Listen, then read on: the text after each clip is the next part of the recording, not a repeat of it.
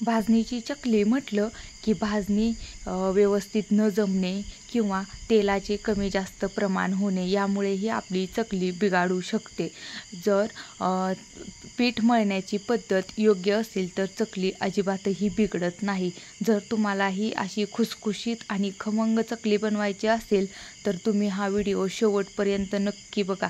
अगदी आमच्यासारखी तुम्हीही घरबसल्या अशी चकली बनवू शकता. नमस्कार मैत्रिणींनो, तर आता आपण बघणार आहोत खुसखुशीत चकलीची रेसिपी. तर काय करायचं, मी ही भाजणी अगोदरच करून घेतलेली आहे. त्याची माहिती मी डिस्क्रिप्शन बॉक्समध्ये दिलेली आहे, ते तुम्ही चेक करू शकता. त्यामध्ये मी लाल तिखट घेतले, मीठ घेतले, त्याचेही प्रमाण मी डिस्क्रिप्शन बॉक्समध्ये डिटेलमध्ये दिलेले आहे. ती माहिती तुम्ही पूर्णपणे वाचून घ्या, ज्यामुळे तुमची ही चकली आमच्यासारखी खुसखुशीत आणि खमंग बनवेल. आणि त्यामध्ये काय करायचं, जिरा, ओवा टाकून घ्यायचा. आपण लाल तिखट आणि मीठ ऑलरेडीच त्यात टाकलेलं आहे.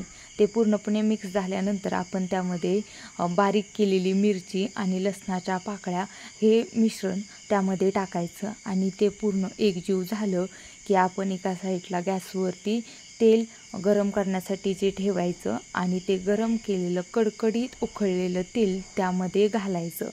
ते मिश्रण पूर्णपणे एकजीव झालं पाहिजे या प्रमाणात ते घ्यायचं. त्याचेही प्रमाण मी डिस्क्रिप्शन बॉक्समध्ये दिलेले आहे. असे त्या प्रमाणात जर तुम्ही केली तर तुमची ही चकली अगदी खुसखुशीत आणि खमंग होईल, अजिबातही कडक होणार नाही. तुम्ही व्हिडिओ दाखवल्याप्रमाणे करू शकता. मस्त असे वास सुटलेला आहे त्या मिश्रणाचा आणि ते मिश्रण थोडंसं थंड होऊन द्यायचं, ज्यामुळे ते तुमच्याही हाताला अजिबातही भाजणार नाही किंवा चटका बसणार नाही आणि तुमची चकली अगदी खमंग होईल. तर हे मिश्रण पूर्णपणे एकजीव करून घ्यायचं. थोडंसं थंड होतं आलं की त्यामध्ये पांढरे तीळ टाकायचे. ते तीळ टाकायला विसरू नका, ते तिळामुळे चकली दिसायलाही खूप छान त्याचं टेक्स्चर दिसतं आणि खातानाही अगदी सुंदर लागते. तुम्ही एकदा नक्की ट्राय करून बघा. तर हे व्हिडिओत दाखवल्याप्रमाणे आपण ते मिश्रण पूर्णपणे एकजीव करून घ्यायचं.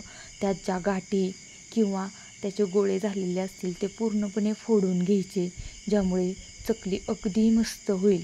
त्यात कोणतीही अडचण येणार नाही.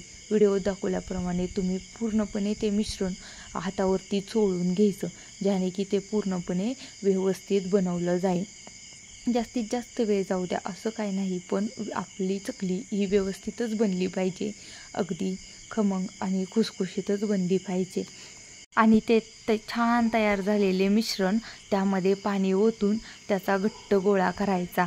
ते मिश्रण पूर्णपणे एकजीव करायचं. आपल्या प्रमाणात पाणी घ्यायचं, जेणेकरून ते पातळही झाले नाही पाहिजेत. घट्ट झाले तरी चालेल, पण पातळ होता कामा नये, ज्यामुळे चकलीला काटेही सुटतात आणि चकली अगदी खमंग आणि खुसखुशीत होते. तर ही यातल्या पूर्ण टिप्स आपण फॉलो केल्या तर तुमची चकली अगदी खमंग होईल, त्यात कोणताही वाद नाही. या टिप्स पूर्णपणे आमच्या सासूबाईंच्या आहेत, त्या पूर्णपणे इथं फेमस आहेत. आम्ही मोठ्या प्रमाणात ऑर्डरही घेतो. मी त्यांच्याकडूनच चकली करण्यास शिकलेली आहे. माझी ही चकली एकदम मस्त आणि खमंग होते. ही चकली करण्यास त्या पूर्णपणे इथं शिकवतेतच. तुम्हीही यांच्या टिप्स पूर्णपणे फॉलो करा. आणि जर काय कोणाला प्रॉब्लेम असतील तर तुम्ही कमेंट बॉक्समध्ये तुमच्या कमेंट सांगू शकता. तर आपण व्हिडिओत दाखवल्याप्रमाणे हा गोळा पूर्णपणे असा एकजीव होईपर्यंत छान असा मळून घ्यायचा, जेणेकरून तो असा मऊ होईल. अल्लाद हातानं तो गोळा पूर्णपणे मळायचा, जास्त पण ठेचायचं नाही. आणि आपल्याला जेवढं पाहिजे तेवढंच, म्हणजेच थोडंसं चांगलं मळून घ्यायचं, जेणेकरून छान अशी चकली होण्यास मदत होईल. सगळं मिश्रण एकत्र न करता थोडं आपण व्हिडिओत दाखवल्याप्रमाणे घ्यायचं. तुम्ही या टिप्स पूर्णपणे फॉलो करा. मी गॅरंटेड देते की तुमची ही चकली आमच्यासारखीच खमंग बनेल. आणि तो तयार झालेला गोळा यंत्रामध्ये टाकायचा आणि अशा प्रकारे आपण गोल राऊंडमध्ये चकली करून घ्यायची. व्हिडिओत दाखवल्याप्रमाणे अगोदर आपण सगळ्या चकल्या करून घ्यायच्या, म्हणजे आपल्याला तळायच्या तेवढ्या प्रमाणात आपण 4 ते 5 करून घ्यायच्या. जर तुम्ही आपण व्हिडिओत दाखवल्या प्रमाणात जर सगळे प्रमाण व्यवस्थित घेतले तर तुमची ही चकली अशी व्यवस्थित येईल. आपण बघू शकता की त्याला काटेही किती व्यवस्थित पडलेले आहेत. आणि महत्त्वाची गोष्ट म्हणजे चकली करताना अजिबात मध्ये कुठेही गॅप नाही किंवा तुटली जात नाही, ती व्यवस्थितच बनली जाते आहे। जर तुम्हाला ही अशीच व्यवस्थित चकली बनवायची असेल तर तुम्ही दिलेल्या सगळ्या टिप्स फॉलो करू शकता आणि जर काही विचारायचे असल्यास तुम्ही कमेंट बॉक्समध्ये विचारू शकता। भाजणीचेही प्रमाण योग्य झाले आणि मोहन योग्य प्रमाणात झाले तर चकली अजिबातही मध्ये तुटत नाही किंवा तेलातही तुटत नाही। नंतरनं ती तयार झालेली चकली आपण जे तेल तापवलेले आहे त्याच्यात टाकायची।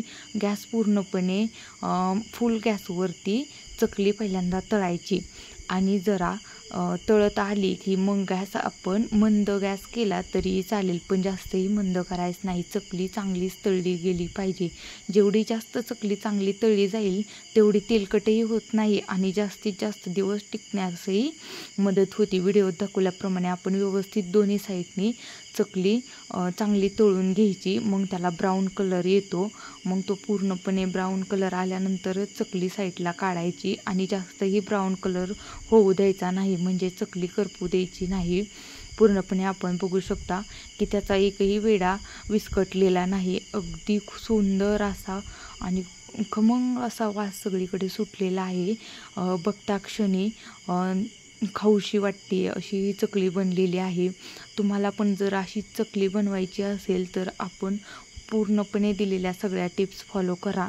तर आपली ही तयार झालेली आहे चकली, किती खुसखुशीत झालेली आहे तुम्ही बघूच शकता। तोडताना सुद्धा त्याचा पूर्णपणे आवाज येतोय। अगदी खमंग अशी बनलेली आहे ही चकली, सर्वांना खूप खूप आवडली। तुम्हीही करा, सगळ्यांना खूप आवडेल आणि अशाच नवनवीन रेसिपींसाठी आपल्या चॅनलला सबस्क्राईब करायला विसरू नका। Thank you so much.